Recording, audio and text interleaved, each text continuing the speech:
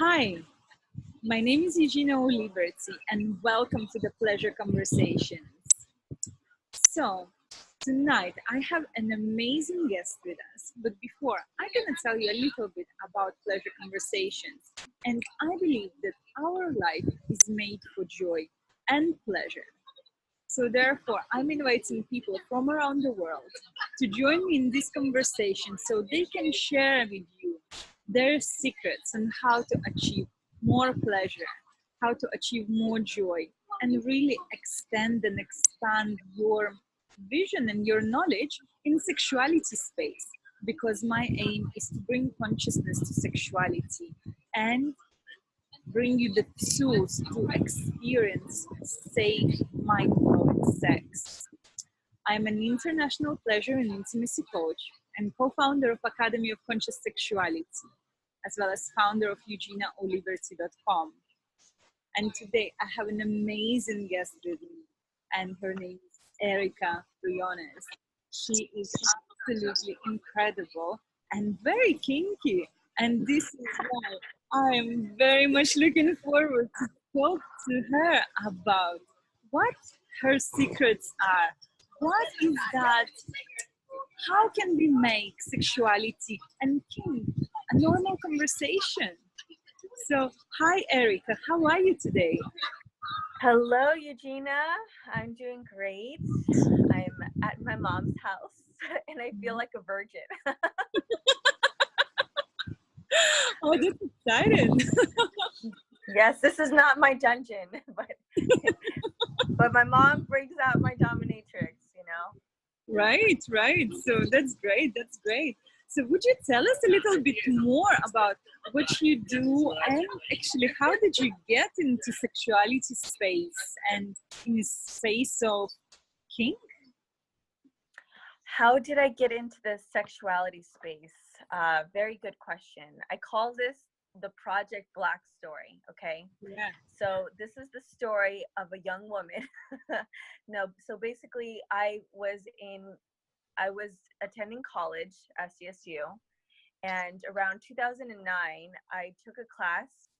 It was called literature.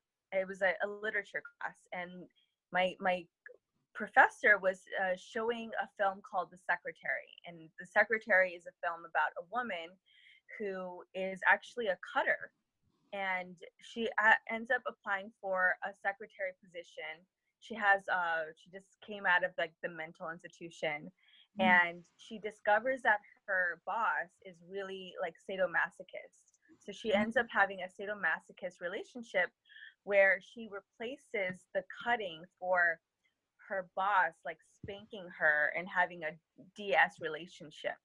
And so I'm actually writing a paper about the secretary and being actually kind of turned on, curious, and wondering how can I also have this go into that world, right? The BDSM world.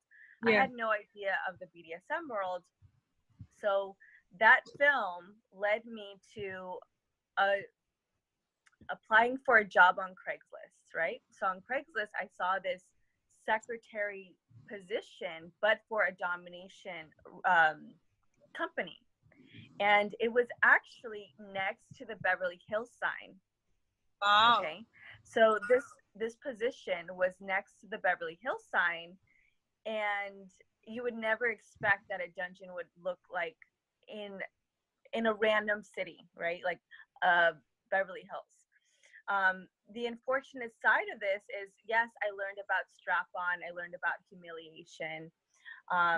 Unfortunately, there was no ethics, there was no integrity, and there was a lot of politics. It was drinking, it was like drugs, sex, Hollywood, the whole thing, and it didn't, like, my body was not feeling in alignment with the dungeon. So eventually I have this like awakening moment, this spiritual moment where I ended up meeting this tantrika. So this is a crazy story, okay? Like this should be like a movie scene. So I'm looking for a mentor and I was also practicing tantra at this bikini temple. And I was doing my studies, and it was like a beautiful time in my life. And so I'm searching like on Google, like for a mentor. And so I get this, I don't know, I message this woman, I find this ad, and she says, oh, I know exactly where you're at. Just come upstairs. Wow. So I'm like, I'm messaging her, and she's like, oh yeah, just come upstairs. I'm like, this is so weird. Like, how does she know where I am? It was like she was like psychic. So I go upstairs, and it turns out like she was also on her path of sexuality. She was really advanced. She's been doing tantra for so many years, and she says you should go to this event with a lot of sex educators, and you'll learn about, you can market on your business, really work. And so I was thinking business, right? I'm a Capricorn, and I thought, okay, this is cool, but this is just, I felt like this was destiny, right? And I did not know where my sexuality was leading me. So I was like, okay, I'll go to this event. So I go to this event, and it felt like Harry Potter discovering Hogwarts for the first time. Harry Potter is like, comes from the Muggle world, from the vanilla world. And when he discovers this Hogwarts, it's like this magic, this forbidden, this taboo. So the reason I bring up a lot of movies is because I have a film background.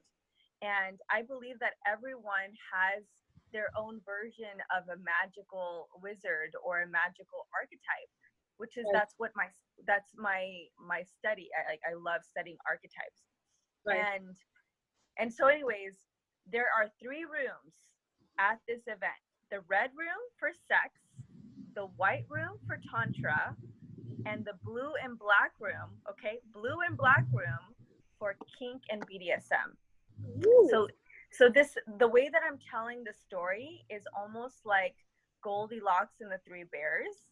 So in case you don't know Goldilocks and the 3 Bears, it's a story of a little girl who goes to the house of the bears. The bears are, they left. She's in the small chair. She's like, this chair is too small. And then she goes to the big chair. This chair is too big. And then the middle one, this one's just right. Yeah. And she goes through that with porridge and the beds. And basically, I felt like Goldilocks that was going to 3 different rooms, and I didn't know which one was the right room for me. I go to the red room, which was about sex, but at the time, I was really, had a lot of shame. I had a lot of shame around it. So a lot of trauma came up when I went into the red room. Right. And eventually I go to the white room. The white room is the tantra room. And there was no one in the tantra room. And when I saw the white room, I said, this is not me. The red room is not me. And I was asking myself, who is me? Who am I in sexuality? Who are we? So as I tell the story, I invite you and your audience to really ask yourself, like, what is my sex? What is my flavor? Right? So this important question to ask. Huh? Such an important question to ask. Yeah, such an important question to ask. Like, who am I in my sex, right? Like, what is it that I want? And so eventually I go into the blue and black room. And that was the moment where I was saying, this is right. So like I said before, I'm talking about Project Black. Like, this is the story of Project Black. Yeah. Why Black? Because Black is a kinky chakra. We all have developmental issues. Red is the root chakra, right? Yellow is solar plexus. Green is heart. And for me, my theory, my hypothesis is that Black is the kinky chakra, the forbidden, the taboo, what we don't speak about. So for me, I go into the blue and black room, and I'm sitting next to a guy with a rainbow tie-dye t-shirt, okay? So the reason why this is an important piece to the story is because I was in a cult called the Rainbow Girls. It was literally about rainbows. Except, yeah, I know. I see your face. so as a little girl, I saw rainbows through the eyes of a cult leader. And so when I was sexually abused, I had a lot of like deep trauma that was interwoven. So when I sat next to the guy with the rainbow tie-dye t-shirt, there was something that was coming up, and I immediately judged him. I said, who are you to, with your tie-dye t-shirt to dom me, right? I thought that someone who's a dom like looks the part, but he says, actually, I know my stuff. And he went upstairs to get his tools, and he comes back into the room. He says, we're going to have a conversation. I'm going to work on some trauma release points, and then I'm going to pretty much explain the whole process. Wow. And my mind was not comprehending it because I came from a place, many spaces. And I believe that a lot of us have come from a lot of spaces where we have not been able to dissect the trauma or what was not working for us. Yeah. And for me,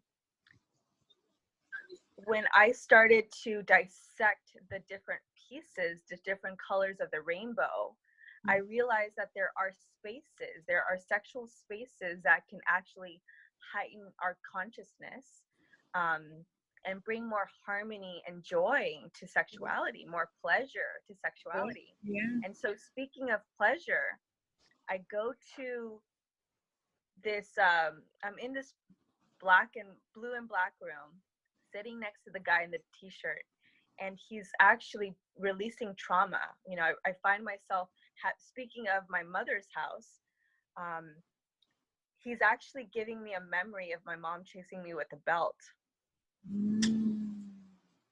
And I hear the sounds from the red room, like a lot of moaning and pleasure. And before you know it, we start. He starts spanking me. I'm literally tied up, so I have restraints, legs, arms, and I'm blindfolded. People are walking in and out of the room watching me, except I'm not thinking about that. I'm going through my own experience. It was me and my body. It was only an experience with me and my body, and I can feel the different sensations. I feel my breath. I feel the flog. I hear people laughing, but I'm mostly in union with my body. It was a ceremony. It was a ceremony of releasing and shedding the layers of what sexuality was. And so after that journey, like a ceremony, I got unleashed, from the restraints, and I kind of woke up. I felt like I just like rose up from the dead, and I felt so much pleasure, and I did not have any penetration. I did not have like anything with, orgies. It was mostly an experience with me and my body. Right. And I know this is a very long story, but this is very important for people to also get their own story, to also get what is your character in your movie? Yeah. And for me, I was like Goldilocks and the Three Bears. And so when I talk about Project Black, what is the lesson? What is the lesson for all of us collectively is to find the right sex for you, right? Like maybe the red room for you is somewhere in New York or somewhere in London, or the right partner. And maybe the blue and black room is something different. It might not be a play party. It could just be you wanting to have sex with furniture, or it could just be, I want to go out in nature and be watched. Kink doesn't have to be something huge, like a big scene in a movie. It can literally just be you getting to know your body, and so getting to know your edges. And so for me, that is my story. Yeah. And it's so important that you actually like mentioned about your journey, like what, like your experience whilst you all tied up, and it's like experiencing this thanks on your body, and it's like how how did you feel? Because this what makes the good story. This is what makes actually, this what clearly drew you in. Yeah, it drew me in, and it took a while even after that time where I went to the blue and black room. It did not, the light didn't turn on right away, right? When we have our sexual awakening or spiritual awakening, which is almost the same thing on some level, it doesn't happen in one session. It doesn't happen in one coaching call. It happens throughout little moments, right? Like even for us, like we as educators, coaches, public speakers, we're constantly peeling the layers of the narrative around sexuality, right? There's so many different taboos and flavors and ways of being in our sex. Yeah, yeah, yeah, absolutely. You know, I really, really love that question that you asked yourself is like, who am I in my sexuality? Because I feel that so many people just absolutely ignore or overlook. It's like, actually, who am I? And do things that it's like you supposedly supposed to do. Like being in monogamous relationship that don't even work, or it's like what is a huge one, it's like for women just um, making out or having sex with their lover when they actually don't want to do what their lover wants to do, and like all these experiences that we actually agree to have without like thinking that we don't have a choice in that. And it's like, by the sound of it, you had a very healing experience in the like being all tied up and everything. So was you feeling safe at that point? Was you feeling like, was it your curiosity that actually kind of inspired you to say, it's like, you know what, yeah, this guy like is a bit weird wearing a rainbow sign on him, it's like, but you know, I just gonna go with that? Or it's like, what inspired you to say yes to this experience? What said for me at the time was the dialogue, was the over communication, right? Someone who grew up with, okay, we're gonna just do something, and we're not gonna talk about boundaries, safe sex, consent. We're gonna go with the flow. I don't trust that. If a person doesn't know what their boundaries are, I'm not gonna trust that. That's a red flag for me. But if someone's gonna say, hey, I really want you to know what your no is, Right. and we're gonna explore that, and I'm gonna teach you the parameters. I'm gonna teach you tools of how to communicate your no. That is what made me feel safe, is that he taught me how to really honor myself, how to really look deeper within the shadow that I was suppressing. Right. And I believe, and in sexuality, like, yes, it's pleasurable, but you can also have an experience where you're examining your shadow. You know, maybe there's a part of you that's desiring to be penetrated, and you're not having it, and maybe you have a moment to cry. And the other thing is, it's also an invitation for you to really explore the different rainbows of your emotions. So interesting you saying that, like rainbows of your emotions, and there is no black in a rainbow, that it's like very often is like overlooked. It's like, well, this is like, oh, so happy and nice, and we forget that, oh, actually there is some darkness on the other side. And it's like, so would you say that your experience in exploring kink have been healing, and like by the how you describe this experience, it sounds very healing. So do you think that it actually encouraged your healing forward? Yes, it actually did. After that point, because you're talking about healing, it inspired that sex positive community, inspired to learn about, how can I do this? How can I be a leader in the sexuality space? Right. And even after that moment, it took about a year to get into meditation, to get into personal development, going Right. to seminars. And it was one event that led to the next event and led to the next one. And one day I said, I'm going to start talking about it in a blog post, right? Yeah. And that was extremely scary to share my coming out story. Mm. Yeah. And when I did, it was like there was more oxygen. Like when you actually start to tell your story, your hero's journey, Yeah. there's a different level of breathing that comes up when you do tell your truth. Yeah. Right? Like Yeah. that is pleasure when you tell a different layer of your truth. It's like, oh, right? Yeah. That's pleasurable.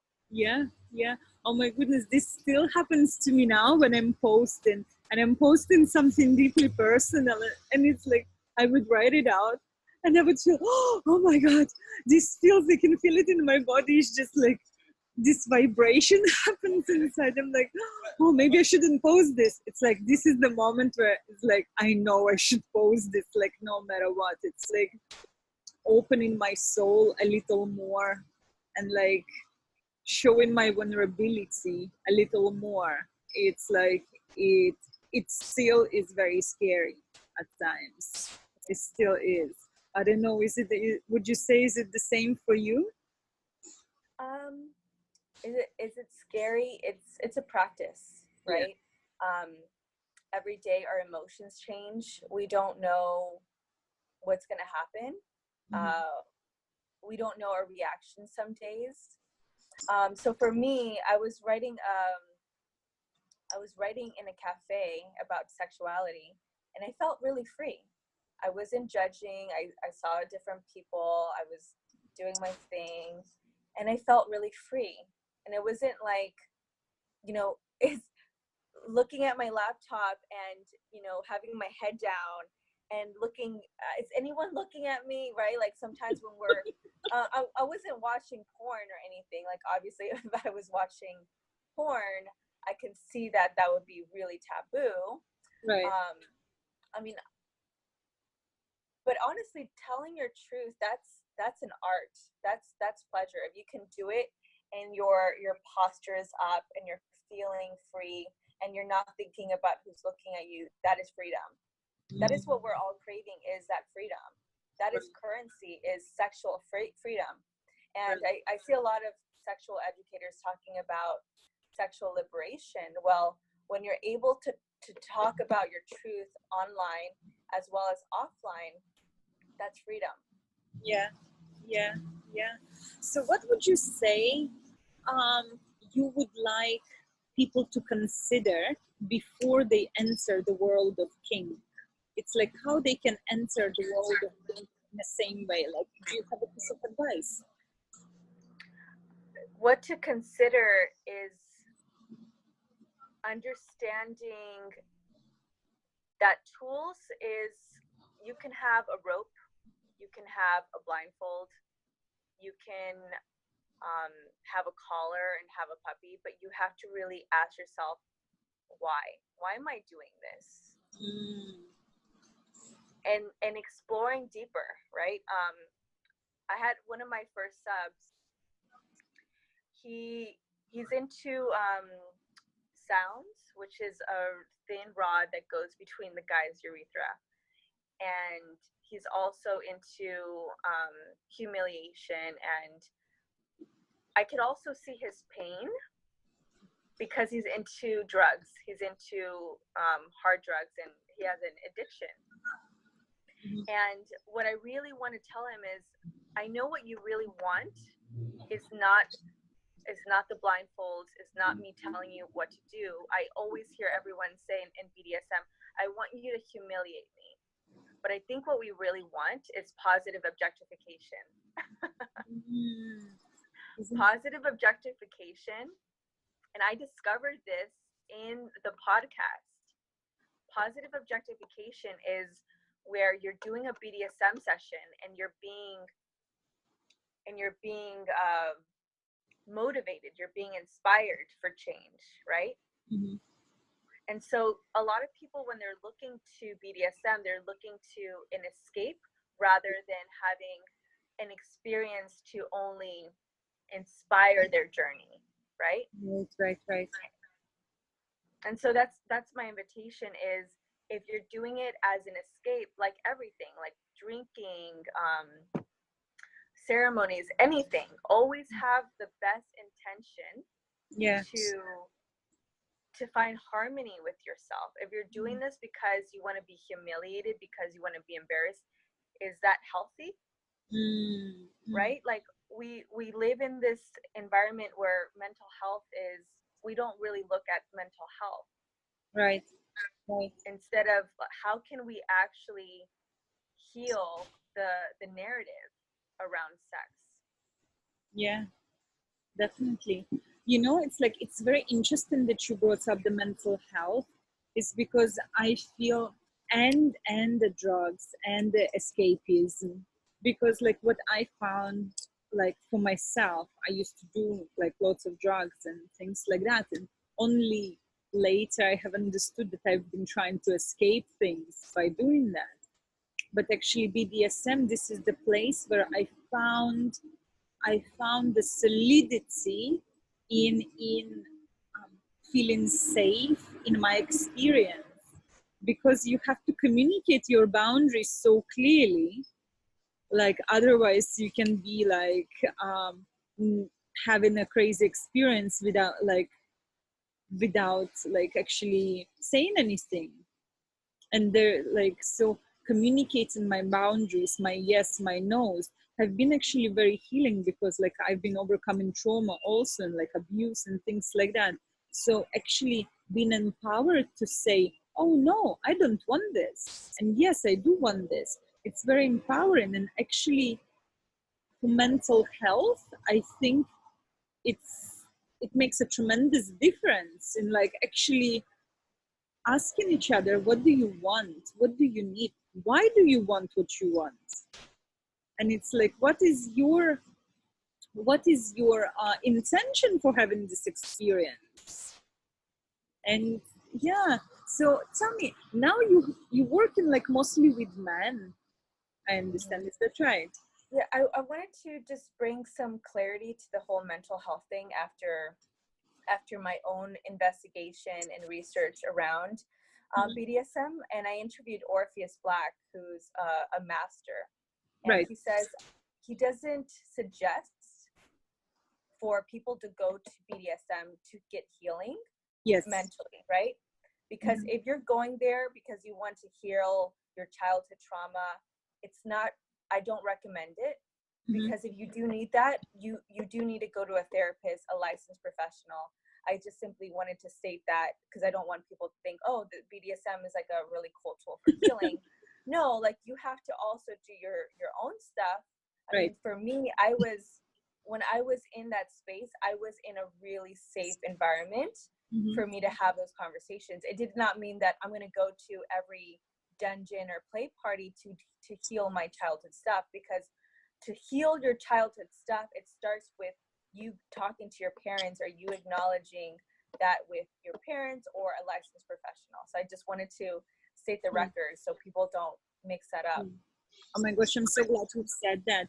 It's like, for myself, it has been very healing experience, and nevertheless I done lots of other work like in conjunction with that. I didn't actually even realize at the time that it was healing until I did now, when I'm living a conscious life. And the teacher was like, yeah, go and heal yourself with BDSM. Get the plug and you're healed. Yeah. Yeah, it doesn't happen like that. But would you tell us what is that you're working on now? And like what you mentioned, you have got the Project Black, which I love, by the way. And it's like, yeah, we had a great interview in the past. And what are you working on now?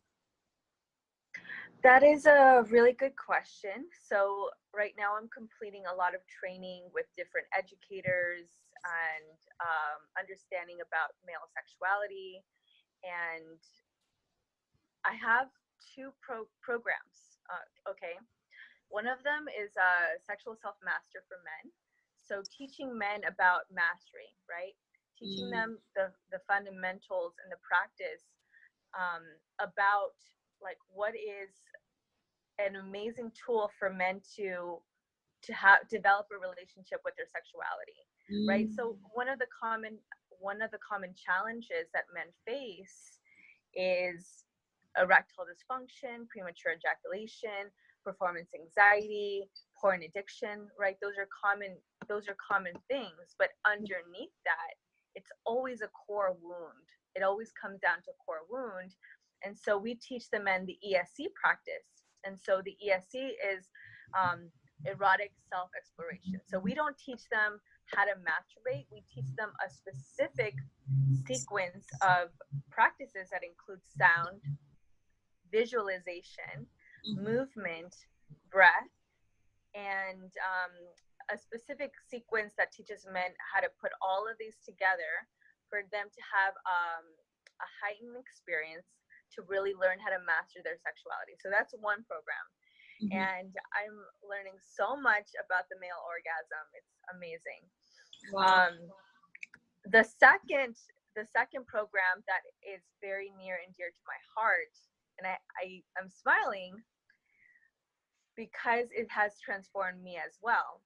And so the second program is called the Evolved Masculine Path. The Evolved Masculine Path is designed for men to really understand their archetype, right? There is a book called King, Warrior, Lover, Magician. The 4 different pillars of the male psyche. And when men and women understand the principles of this, then they will learn how to really operate fully in their self-expression, their confidence, their way of being, really getting to know themselves. So it is a reflection of not only their business side, but also their internal system. Right. And I'm saying that because when people are entrepreneurs, they just want to rush. They want to message people. They want to DM. They want to kind of like embody the Gary Vaynerchuk archetype instead of who is my archetype? I'm not you. You're not me. How can I really become that person that's outside of the internet spectrum? How can I be me? Right. You still understand the basic fundamentals, right? Like understanding what is the king archetype, what is the magician, the lover, the warrior. When you understand that, understand the different mask, you become your own mask. Yeah. Right.